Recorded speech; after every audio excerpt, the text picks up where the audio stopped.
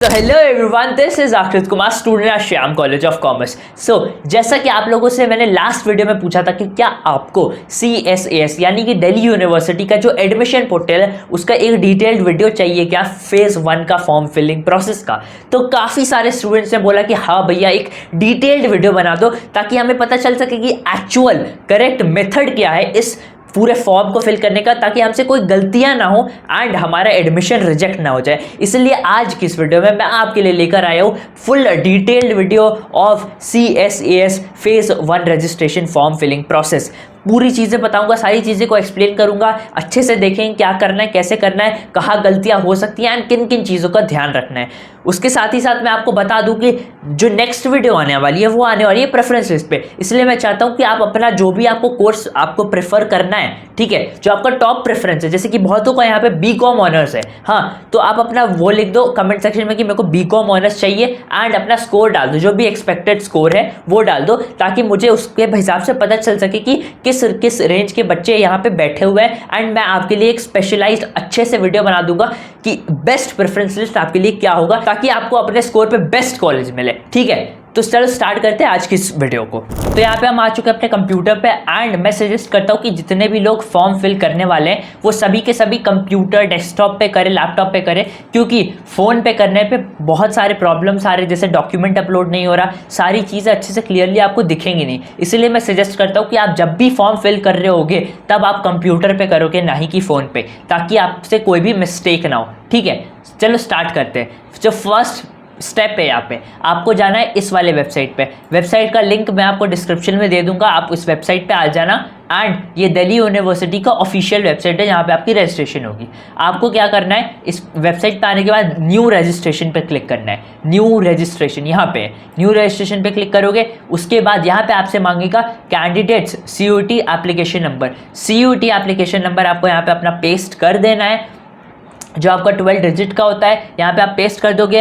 अपना date of birth as per CUET application form, जो भी आपने CUET एप्लीकेशन फॉर्म में डाला था उसको फिल करना है एंड यहाँ पे कैप्चा फिल कर देना है अपना, जो भी 27, जैसे यहाँ पे 275473 यहाँ पे हमने लिख दिया। उसके बाद आपको यहाँ पे क्लिक करना है रजिस्टर पे। रजिस्टर पे क्लिक करने के बाद आपका एक ऐसा पोर्टल ओपन हो जाएगा, यहाँ पे लिखा रहेगा वेरीफाई अकाउंट। ठीक है, यहाँ पे आपका जो भी मेल है जो आपने CUET में यूज़ करा था, सेम मेल ID आपको यहाँ पे देखने को मिलेगा, जिस पे आपका OTP जाएगा सेम मेल ID पे। यहाँ पे देख सकते हो लास्ट के सारे डिजिट हाइड कर दिए गए हैं एंड फर्स्ट 2 डिजिट दिख रहा है, उसी मेल पे आपका OTP जाएगा जो भी आपने रजिस्टर किया होगा CUET के टाइम पे। तो आप अपना मेल चेक करना, वहाँ पे OTP डालना, यहाँ पे OTP received in male and एक आपको एक पासवर्ड सेट करना होता है। पासवर्ड ऐसा रखना जो आपको याद रहे, क्योंकि इसको आपको फेज 1 में भी यूज़ करना है, फेज 2 में भी यूज़ करना है एंड जब आपका सीट एलोकेट हो जाएगा उसके बाद भी ये फॉर्म काफ़ी काम आएगा। तो पासवर्ड ऐसा रखना जो आपको याद रहे एंड इस पासवर्ड को कहीं पे सेव करके लिख करके रख लेना। ठीक है, सबमिट पे क्लिक करने के बाद आपको वापस सेम पेज पे आ जाना है जहां से आपने स्टार्ट करा था। बस आपको यहाँ पे न्यू रजिस्ट्रेशन पे आप क्लिक नहीं करना, आप ऑलरेडी रजिस्टर हो चुके हो CSAS पोर्टल में। अब आपको क्या करना है, यहाँ पे ऑलरेडी रजिस्टर्ड वाले सेक्शन में अपना CUET का एप्लीकेशन फॉर्म डालना है एंड जो आपने अभी जस्ट पासवर्ड सेट करा था उस पासवर्ड को यहाँ पे टाइप कर दो एंड यहाँ पे अपना कैप्चा फिल कर दो। कैप्चा फिल करने के बाद आपको क्लिक करना है यहाँ पे लॉगिन पे। ठीक है, लॉगिन पे क्लिक करने के बाद आपका कुछ ऐसा इंटरफेस खुलेगा। ठीक है, देखो यहाँ पे क्या लिख रहा है, कुछ इंपॉर्टेंट इंस्ट्रक्शंस दिए गए हैं आपके लिए, बेसिक इंस्ट्रक्शन की क्या क्या चीज़ों की ज़रूरत पड़ेगी, किन चीज़ों का ध्यान रखना है। मैं समराइज कर देता हूँ। यहाँ पे सबसे इंपॉर्टेंट एक चीज़ है कैटेगरी वालों के लिए, EWS and OBC NCL category के लिए, जो कि है कि आपका जो भी सर्टिफिकेट इशू हुआ रहेगा वो 31 मार्च, यहाँ पे लिख रखे 31 मार्च 2024 से पहले का, इससे बाद का सर्टिफिकेट होना चाहिए। ओके, 31 मार्च से बाद का सर्टिफिकेट ही एप्लीकेबल होगा for OBC and EWS and जो OBC का सर्टिफिकेट होगा वो सेंट्रल लेवल का होना चाहिए, स्टेट लेवल का नहीं चलेगा। ठीक है, तो इन सारी चीज़ों का आपको ध्यान रखना है। बाकी बहुत कॉमन सी सारी इंस्ट्रक्शंस हैं, आपको इन सबको रीड कर लेना एक बारी, नहीं भी करोगे तो कोई प्रॉब्लम नहीं है, आप मेरा ये सारा स्टेप फॉलो करोगे तो कोई दिक्कत नहीं आएगी। यहाँ पे उसके बाद सारे इंस्ट्रक्शंस को रीड करने के बाद आपको यहाँ पे क्लिक करना है I have read the important information and submit पे क्लिक कर देना है। ठीक है, सबमिट पे क्लिक कर दोगे, जैसे ही क्लिक करा यहाँ पे हम आ गए पर एक सेक्शन पे जहाँ पे आपके 7 डिविजन्स हैं एप्लीकेशन फॉर्म के, personal, academic, sports, ECA, uploads, preview, final submission. And अभी हम सबसे फर्स्ट स्टेप पे पर्सनल डिटेल्स वाले स्टेप पे। यहाँ पे आपको क्या करना है, अपना जो फुल नेम है वो लॉक इन रहेगा, जो भी आपने सीयूटी के फॉर्म में डाला था सेम चीज़ यहाँ पे उठ के आ जाएगी। देन यहाँ पे आपको अपना डेट ऑफ बर्थ कंफर्म करना है, यहाँ पे वापस से डालना है। देन जो आप are you a citizen of India, yes और नो पे क्लिक करना है, कैंडिडेट्स जेंडर पे क्लिक करना है, देन अपना कैटेगरी फिल करना है। देखो बहुत लोग पूछ रहे थे कि भैया कैटेगरी चेंज कर सकते हैं या नहीं कर सकते, सीयूटी में नहीं डाला था, क्या यहाँ डाल सकते हैं? तो जी हाँ, यहाँ पे आप अपनी कैटेगरी चेंज कर सकते हो। जनरल थे तो ईडब्ल्यूएस आ सकते हो, जनरल थे एससी एसटी आ सकते हो, जनरल थे ओबीसी आ सकते हो। तो ये सारी चीज़ें आप कर सकते हो। तो यहाँ पे हम लोग कैटेगरी चूज़ कर सकते हैं, ठीक है। ओबीसी हो तो ओबीसी चूज़ करोगे, एससी एसटी हो तो एससी एसटी चूज़ करोगे, ईडब्ल्यूएस हो तो ईडब्ल्यूएस। जनरल वाले अनरिजर्व चूज़ करते हैं, ठीक है। अनरिजर्व चूज़ किया। Apply to minority colleges, minority colleges में अप्लाई नहीं करने वाले तो नॉट एप्लीकेबल चूज़ करना है। देन अगर करने वाले हो तो क्रिश्चियन माइनॉरिटी में करोगे या सिख माइनॉरिटी में करोगे, आपको इसका सर्टिफिकेट होना चाहिए। अगर आपको माइनॉरिटी कॉलेज में अप्लाई करना है तो आपके पास माइनॉरिटी सर्टिफिकेट होना ज़रूरी है। हम यहाँ पे नॉट एप्लीकेबल करेंगे। मेल आईडी जो है आपकी वो लॉग्ड इन रहेगी, जो कि पहले सीयूटी के फॉर्म में था, सेम मेल आईडी यहाँ पे भी आएगा। एक अल्टरनेट मेल आपको डालना है, यहाँ पे हम डाल देते हैं यहाँ पे आकृत कुमार की दूसरी मेल आईडी, ठीक है, @gmail.com, ठीक है। यहाँ पे हमने एक अल्टरनेट मेल आईडी डाल दिया। फ़ोन नंबर एक लॉक्ड इन रहेगा, अल्टरनेट आप यहाँ पे प्रोवाइड कर सकते हो 800211234589। हम रैंडम डाल रहे हैं, हम एक्चुअल फिल नहीं कर रहे, ठीक है। स्टेट ऑफ डोमिसाइल, कौन से आप स्टेट से बिलोंग करते हो, आपके सारे सर्टिफिकेट्स कौन से स्टेट से हैं वो आपको लिखना है। जैसे कि मेरा था दिल्ली, तो मैंने यहाँ पे दिल्ली चूज़ कर दिया है, ठीक है, दिल्ली चूज़ करा मैंने। देन आ जाओ यहाँ पे फैमिली डिटेल्स पे। फैमिली डिटेल्स में आपको क्या करना है, एनुअल फैमिली इनकम। देखो ये इंपॉर्टेंट किन किन के लिए है, ओबीसी एनसीएल के लिए एंड ईडब्ल्यूएस वालों के लिए। उनकी फैमिली इनकम एज पर जो सर्टिफिकेट है, जो आपके ओबीसी सर्टिफिकेट पे या फिर जो ईडब्ल्यूएस सर्टिफिकेट पे एनुअल इनकम दे रखी है, सेम एनुअल इनकम आपको यहाँ पे फिल करना है। मान लेते हैं बिलो 4 लाख, तो बिलो 4 लाख यहाँ पे फिल कर दिया हमने। Are you single girl child, तो सिंगल गर्ल चाइल्ड का मैंने बताया था एक नया कोटा आया है दिल्ली यूनिवर्सिटी में। तो अगर जिनको भी अप्लाई करना है सिंगल गर्ल चाइल्ड के अंडर, तो आप यहाँ पे येस करोगे, नहीं तो not applicable. Is your parent single, तो not applicable. In case yes तो आप येस पे क्लिक करोगे। Are you orphan, not applicable, no. Mother's name यहाँ पे आपको फिल करना है, यहाँ पे हम कर देते हैं रीना देवी। एंड मदर्स ऑक्यूपेशन चूज़ कर लेना है, अगर किसी बिजनेस में तो business, agriculture, government service, home maker. Home maker is basically house hold work, तो यहाँ पे हम लोग होम मेकर चूज़ कर लेते हैं। मदर्स ऑफिस एड्रेस आप ब्लैंक छोड़ सकते हो, नॉट इम्पॉर्टेंट। जिन पे भी स्टार मार्क, यहाँ पे रेड वाला स्टार मार्क दे रखा है, उनको ही आपको इम्पॉर्टेंटली फिल करना है, बाकी सारे ऑप्शनल हैं। आप मदर्स का मोबाइल नंबर छोड़ सकते हो, fathers guardians mobile number leave कर सकते हो, गार्जियंस ऑफिस एड्रेस लीव कर सकते हो, कोई प्रॉब्लम नहीं है। देन आ जाओ गार्जियंस ऑक्यूपेशन, फादर्स या गार्जियंस ऑक्यूपेशन पे, तो यहाँ पे हम लोग कर देते हैं बिजनेस, ठीक है। एंड यहाँ पे फादर्स नेम डाल देते हैं, कि मैं एक्चुअल नहीं डाल रहा यहाँ पे, तो मैं फादर्स नेम ही लिख दे रहा हूँ, ठीक है। आपका जो भी आपका एज पर क्लास 10 है, जो भी क्लास 10 में नाम लिख रखा है, सेम आपको यहाँ पे कॉपी पेस्ट कर देना है।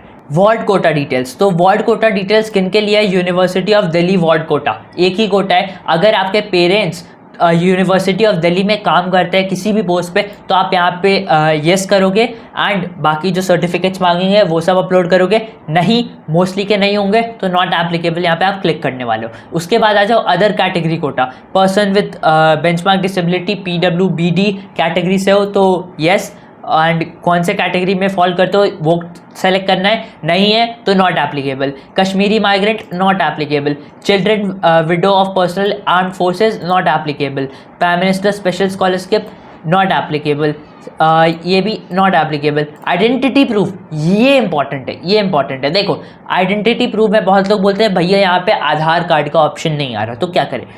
आधार कार्ड का ऑप्शन नहीं आ रहा तो आपको चूज़ करना है other valid government identity card with photograph, ये आपको चूज़ करना है। अगर बाकी सब है तो आप वो सब कर सकते हो, बेस्ट रहता है आधार कार्ड, तो आधार कार्ड आपको यहाँ पे सिलेक्ट करना है, other valid government identity card with photograph, ठीक है। अब देखो यहाँ पे अगर कोई भी बच्चा यहाँ पे स्टूडेंट बैठा है जो कैटेगरी कोटा के अंदर किसी में भी इनमें से किसी में भी फॉल करता है, तो आपको इसका सर्टिफिकेट होना ज़रूरी है। सर्टिफिकेट नहीं है तो आप नहीं कर सकते। कश्मीरी माइग्रेंट का सर्टिफिकेट नहीं है, नहीं लगा सकते, इसीलिए इन सभी कैटेगरी के लिए सर्टिफिकेट होना ज़रूरी है। ठीक है, आ जाओ, अब आ जाओ अदर डिटेल्स पे। Are you currently enrolled in any university? बहुत सारे स्टूडेंट यहाँ पे पार्शियल ड्रॉप वाले होंगे जिन्होंने यूनिवर्सिटी ऑफ दिल्ली में ही एडमिशन ले रखा है, दूसरे कॉलेज में ले रखा है, बट ये CUET 2024 भी उन्होंने अपीयर करा था अपना कॉलेज अपग्रेड करने के लिए। तो अगर आप ऑलरेडी इनरोल्ड स्टूडेंट हो किसी भी यूनिवर्सिटी में तो आप येस करोगे एंड उसका इन्फॉर्मेशन आपको फिल करना पड़ेगा। यहाँ पे हम लोग नो करते हैं। एडिशनल इन्फॉर्मेशन में do you wish to apply for BFA bachelor of fine arts in college of art, तो हम यहाँ पे करते हैं no. Apply for BA honours music करेंगे no. Are you applying for BSc physical education health education sports, no. ठीक है, next आ जाओ। अगर जो लोग भी कर रहे हैं तो आप वो लोग येस करेंगे, ठीक है, एंड जो भी रिक्वायर्ड डॉक्यूमेंट्स होगा नेक्स्ट जाकर आपको अपलोड करना पड़ेगा। नेक्स्ट आ जाओ एड्रेस पे। एड्रेस पे क्या क्या है? कॉरेस्पॉन्डेंस एड्रेस का ऑप्शन है एंड परमानेंट एड्रेस का ऑप्शन है। तो आपको क्या करना है, सिंपली अपने आधार से एड्रेस उठानी है एंड यहाँ पे छाप देना है दोनों में ही। अगर दोनों ही सेम है तो सेम एज कॉरेस्पॉन्डेंस एड्रेस कर देना है। परमानेंट एड्रेस को फिल करने के बाद ये सेम टू सेम कॉपी हो जाएगा यहाँ पे। उसके बाद अगर नहीं है तो आप कॉरेस्पॉन्डेंस एड्रेस अपनी अलग से टाइप करनी है एंड परमानेंट एड्रेस जो आपका आधार पे दिया है वो अलग से टाइप करना है। एंड बाकी आप सेलेक्ट कर लोगे कंट्री, स्टेट, सिटी एंड अपना पिन कोड। ठीक है, ये सब डालने के बाद आपको डालना है bank details for refund.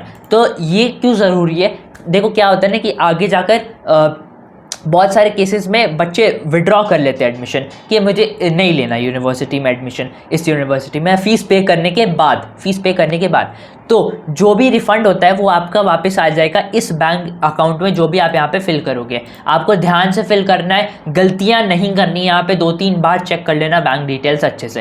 Bank detail में अकाउंट होल्डर का नाम जाएगा, अकाउंट नंबर जाएगा, confirm account number, same account number यहाँ पे फिर से टाइप करना है and name of the bank select कर लोगे यहाँ से। ठीक है, सारे ऑप्शन दिए हुए हैं। IFSC कोड जो दिया हुआ है वो आपको ऑनलाइन मिल जाएगा अपने बैंक का, अपने कार्ड का। ठीक है, नेक्स्ट ये सारी चीज़ों का फिल करने के बाद आपको करना है सबमिट। ठीक है, पर्सनल डिटेल आपने फिल कर दिया, आपको क्लिक करना है सबमिट पे। अब आ गए हम एकेडमिक सेक्शन पे। ठीक है, सबमिट क्लिक करने के बाद हम आ चुके हैं एकेडमिक सेक्शन पे। यहाँ पे इंपॉर्टेंट इंस्ट्रक्शन में ध्यान दे लो कि क्या क्या चीज़ें देखनी है। यहाँ पे सबसे पहला तो बहुत सारे स्टूडेंट्स बोलते हैं कि भैया मैंने क्लास 12th में 6 सब्जेक्ट दे रखा था, मेरा बेस्ट 5 में ज़्यादा नंबर बन रहे। जैसे बेस्ट 5 में मेरे बन रहे 95%, अगर मैं 6 का एवरेज लूँ तब मेरे बन रहे 93%। तो क्या मुझे 6 का डालना पड़ेगा? अगर डाल दूंगा तो मेरे परसेंटेज कम तो नहीं होगा, ये तो नहीं होगा, वो तो नहीं होगा। तो मेरी बात ध्यान से सुनो, टाई ब्रेकिंग के लिए ना वो भी सबसे पहले आपका बेस्ट ही उठाएंगे। ठीक है, अगर बेस्ट 3 में आप किसी से ऊपर आ गए तो वहीं पे टाई ब्रेकिंग एंड हो जाता है। आपके 5-6 सब्जेक्ट नहीं देखते, वो बेस्ट 3 में ही एंड हो जाएगा वो। तो आपको कुछ भी उसमें टेंशन लेने की ज़रूरत नहीं है। आप 6 के 6 सब्जेक्ट भरोगे सारे के सारे, ताकि टाई ब्रेकिंग अगर आगे लेवल तक जाता है, मान लो कि बेस्ट 5 सब्जेक्ट, ठीक है, बेस्ट 5 उन्होंने लिया, दोनों बच्चे के 95% है, दोनों बच्चों का स्कोर भी सेम है एंड दोनों बच्चों के 95% भी बन रहे हैं क्लास 12 बोर्ड में। उस केस में क्या होगा, 6 सब्जेक्ट को देखा जाएगा। अब 6 सब्जेक्ट में अगर आपके 93% बन रहे होंगे एंड दूसरे वाले के 92, तो आपको सीट मिलेगी। इसलिए ध्यान रखना सारे के सारे सब्जेक्ट भरना। ठीक है, नेक्स्ट आ जाओ। Candidates must enter their class 12 marks carefully. अपना क्लास 12 का मार्क्स अच्छे से भरना क्योंकि इस पर टाई ब्रेकिंग होगी।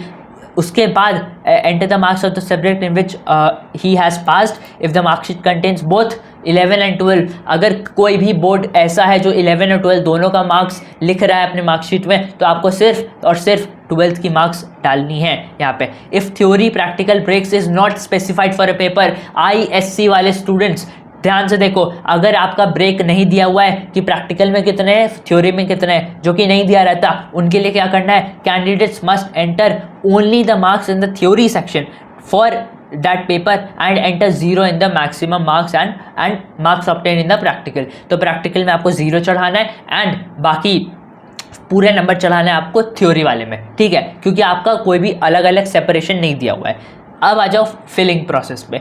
एग्जामिनेशन डिटेल्स में आपको अपना बोर्ड सेलेक्ट करना है। यहाँ पे central board of secondary education CBSE जो होता है आपका, वो आपको टाइप करना है, यहाँ पे मिल जाएगा, क्लिक कर देना है CBSE पे। यहाँ पे मेरा इंटरनेट ऑफ है इसलिए नहीं दिखा रहा अभी।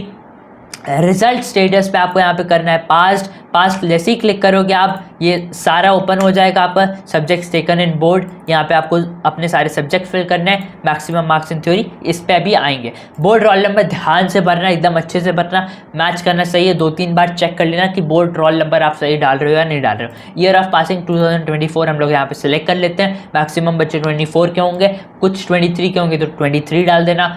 अब आ जाओ सब्जेक्ट सिलेक्शन पे, सब्जेक्ट के मार्क्स भरने पे। मार्क्स कैसे कैसे डालने हैं आपको, यहाँ पे अपना सब्जेक्ट नेम चूज करना है एज पर योर मार्कशीट। जैसे ऊपर में इंग्लिश दिया हुआ है, फिर उसके बाद हिंदी दिया है, फिर अकाउंटेंसी, बिजनेस स्टडीज, इकोनॉमिक्स, तो उसी सेम ऑर्डर में आपको यहाँ पे फिल करना है अपना, ऊपर नीचे ऑर्डर मत करना, ठीक है। वो सब फिल करने के बाद आपको यहाँ पे फिल करना है maximum theory marks of board. जैसे कि मान लेते हैं सीबीएसई का एग्जाम्पल ले लेते हैं, इंग्लिश में आपको 80 मार्क्स का मैक्सिमम थ्योरी होता है एंड मार्क्स ऑब्टेन्ड यहाँ पे डालना है। मान लेते हैं कि उस बच्चे ने स्कोर करा 75 out of 80। Maximum practical marks जो था इंग्लिश में वो होता है 20 एंड प्रैक्टिकल में एक्चुअली स्कोर कितना करा तो मान लेते हैं 20, तो स्कोर कितना हो गया 95। यहाँ पे कैलकुलेट होकर आपको दिखा देगा। आपको चेक करना है कि आपका टोटल स्कोर मैच कर रहा है या नहीं कर रहा है आपके मार्कशीट से, ठीक है। इसी के तरीके से आपको सारे सब्जेक्ट, जितने भी सब्जेक्ट हैं, 7 सब्जेक्ट्स हैं आई थिंक मैक्सिमम जो आप फिल कर सकते हो, 1 2 3 4 5 6 7, हाँ, तो 7 सब्जेक्ट यहाँ पे आप मैक्सिमम फिल कर सकते हो। 7 subject the maximum number of subjects that a board provides in India. तो यहाँ पे आपको 7 सब्जेक्ट यहाँ पे आप फिल करना है, जितने भी सब्जेक्ट है, 7 है तो 7, 5 है तो 5, 6 है तो 6, सारे के सारे फिल करने हैं। उसके बाद एडिशनल डिटेल्स में name of the school last attended, आपके मार्कशीट पे या फिर आपके पासिंग सर्टिफिकेट पे लिखा रहता है name of the school, same copy paste कर देना, कुछ भी चेंज मत करना। टाइप ऑफ स्कूल, अगर गवर्नमेंट है तो गवर्नमेंट एडेड है तो गवर्नमेंट एडेड, प्राइवेट जैसे कि मैक्सिमम सीबीएसई के स्कूल होते हैं वो सब प्राइवेट सेलेक्ट करेंगे। दिल्ली जो होता है, दिल्ली का सीबीएसई स्कूल, बहुत सारे गवर्नमेंट स्कूल्स होते हैं तो वो सब आप लोग गवर्नमेंट सेलेक्ट करना। अब आ जाओ स्कूल लोकेशन पे। स्कूल लोकेशन पे आपको, अगर आप दिल्ली के नहीं हो तो अदर सेलेक्ट करोगे, दिल्ली के हो तो national capital territory Delhi select करोगे, ठीक है। नेक्स्ट आ जाओ मीडियम ऑफ स्टडी, आपने किस भाषा में अपनी पेपर लिखी थी। मैक्सिमम बच्चे यहाँ पे इंग्लिश के होंगे, इंग्लिश सेलेक्ट करना, हिंदी वाले हिंदी सेलेक्ट करेंगे। Hindi language studied up to, आपने हिंदी भाषा कब तक पढ़ी थी, क्लास 10 तक पढ़ी थी, क्लास 12 तक पढ़ी थी, 8 तक पढ़ी थी, फिल करना है। यहाँ पे हम फिल करते थे क्लास 10 तक। ये फिल करने के बाद सारी चीज़ों को डबल चेक करने के बाद आप क्लिक करोगे सबमिट बटन पे। अब आ गए हम स्पोर्ट्स वाले सेक्शन पे। स्पोर्ट्स वाले सेक्शन पे अगर आपको स्पोर्ट्स कोटा के अंडर अप्लाई करना है तो आप करोगे यहाँ पे click to apply under sports quota. अगर नहीं हो स्पोर्ट्स कोटा से तो सिंपली यहाँ पे नो ऑलरेडी सिलेक्टेड, आपको कुछ नहीं करना। स्पोर्ट्स वाले क्लिक करेंगे, सारे रिक्वायर्ड डॉक्यूमेंट्स भरेंगे। स्पोर्ट्स वालों के लिए सारा इंस्ट्रक्शन अलग से दिया हुआ है आपके CSAS के बुलेटिन में, उसको फॉलो करते हुए आप अपना स्पोर्ट्स का सेक्शन फिल करोगे, ठीक है। नेक्स्ट आ जाओ एक्स्ट्रा करिकुलर एक्टिविटी। अगर आपको अंडर एक्स्ट्रा करिकुलर एक्टिविटी के कोटा में फिल करना है तो आप यहाँ पे क्लिक टू अप्लाई करोगे। अगर नहीं करना तो यहाँ पे ऑलरेडी नो सेट है, आप सिंपली यहाँ पे नेक्स्ट पे क्लिक करोगे। नेक्स्ट पे क्लिक करा, नेक्स्ट पे क्लिक करने के बाद आपका अपलोड्स का सेक्शन खुल जाएगा, ठीक है। अपलोड्स में आपको क्या क्या चीज़ों का ध्यान रखना है, यहाँ पे अपनी फ़ोटो, आपकी फ़ोटो तो ऑलरेडी उठ के आ गई है CUET के एप्लीकेशन ID से, है ना।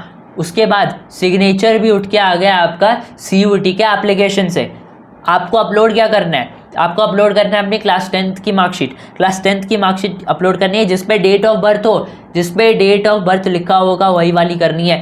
मान लो कि आपके मार्कशीट पे डेट ऑफ बर्थ नहीं दिया हुआ है तो कौन सा सर्टिफिकेट अपलोड करोगे, आप करोगे अपना पासिंग सर्टिफिकेट। पासिंग पे दिया रहता है, जैसे कि वेस्ट बंगाल स्टेट बोर्ड जो है उस पर मार्कशीट पे नहीं लिखा रहता, आप अपना पासिंग अपलोड करोगे, उस पर डेट ऑफ बर्थ लिखा रहता है, वो कर दिया अपलोड। यहाँ पे सिलेक्ट फाइल करना, डायरेक्टरी खुल जाएगी, वहाँ से अपना फाइल सेलेक्ट कर लेना एंड अपलोड कर देना। Maximum file size is 500 KBs and minimum is 100 KBs, इसका ध्यान रखना।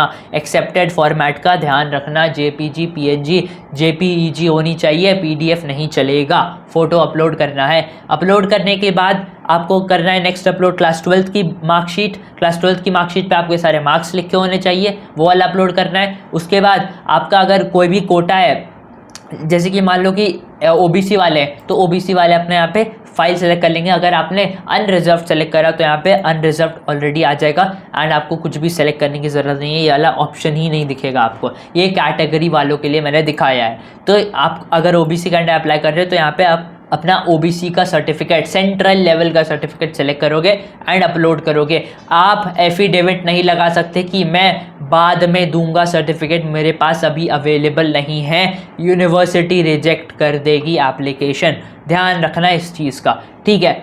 सबको अपलोड कर दिया, व्यू फाइल पे क्लिक करना, फाइल खुल जाएगी, वहाँ से चेक कर लेना कि सही फाइल अपलोड हुआ नहीं हुआ।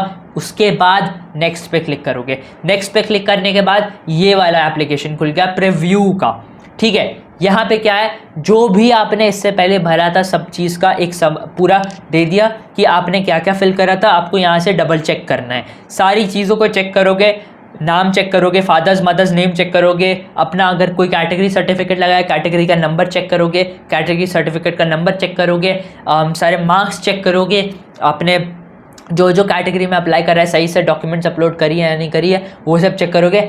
अब आ जाते हैं हम सबसे नीचे, यहाँ पे आप अपना फ़ोटो पे क्लिक करके चेक कर सकते हो कि आपका सही फ़ोटो अपलोड हुआ है या नहीं हुआ।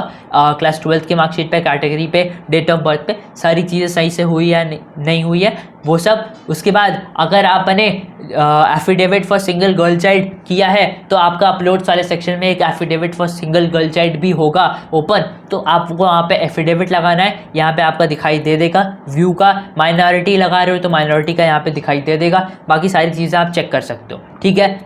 इन सभी चीज़ों को करने के बाद आपको डिक्लेरेशन सबमिट करना होता है कि जो भी मैंने अभी तक सबमिट लिखा था ऊपर वो सारी चीज़ें मेरे अकॉर्डिंग सही हैं। अगर मैंने कोई भी गलत इन्फॉर्मेशन दिया है तो मेरे पे एक्शन लिया जा सकता है।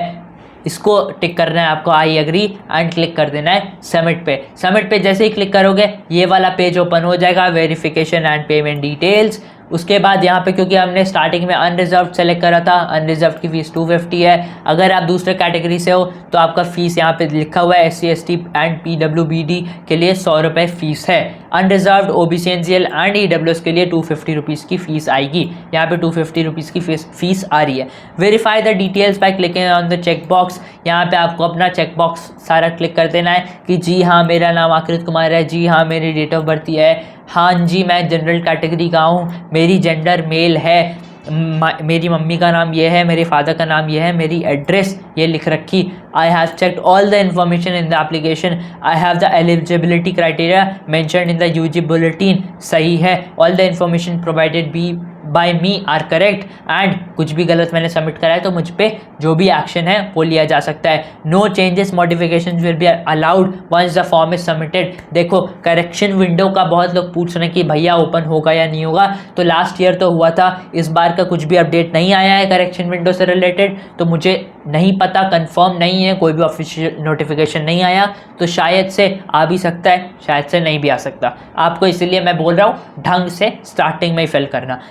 करने के बाद आपको क्लिक कर देना है पेमेंट गेटवे पे। पेमेंट गेटवे खुल जाएगा, यूपीआई का ऑप्शन आएगा, यूपीआई से चूज़ करना, यूपीआई आईडी डालनी है तो आईडी डालना, स्कैनर है तो स्कैनर से स्कैन कर देना, अपना पेमेंट कर देना। उसके बाद आपका जो भी फेज़ 1 का एप्लीकेशन था वो फिल हो जाएगा। एंड इसी के साथ आपका पूरा फॉर्म हो चुका है कंप्लीट। मैंने आपको सभी चीज़ें बता दी, सारे बीच में इसमें इंस्ट्रक्शन बता दिए क्या इंपॉर्टेंट है क्या इंपॉर्टेंट नहीं है, किन चीज़ों को अच्छे से ध्यान रखना है। एंड आई होप सभी चीज़ें क्लियर हो गई होंगी सभी लोगों के लिए। एंड प्रेफरेंस लिस्ट वाली वीडियो के लिए आप मेरे को कमेंट में बता दो कि आपके कितने नंबर बन रहे हैं, आप कौन सा कोर्स टारगेट कर रहे हो दिल्ली यूनिवर्सिटी के अंडर। उस हिसाब से मैं आपको नेक्स्ट वीडियो में प्रेफरेंस लिस्ट दे दूंगा एंड सभी चीज़ें समझा दूंगा। आई होप कि ये वीडियो बहुत ही इंफॉर्मेटिव रहा होगा आपके लिए। Thanks for watching. मैं आपसे मिलता हूँ जल्द ही SRCC में।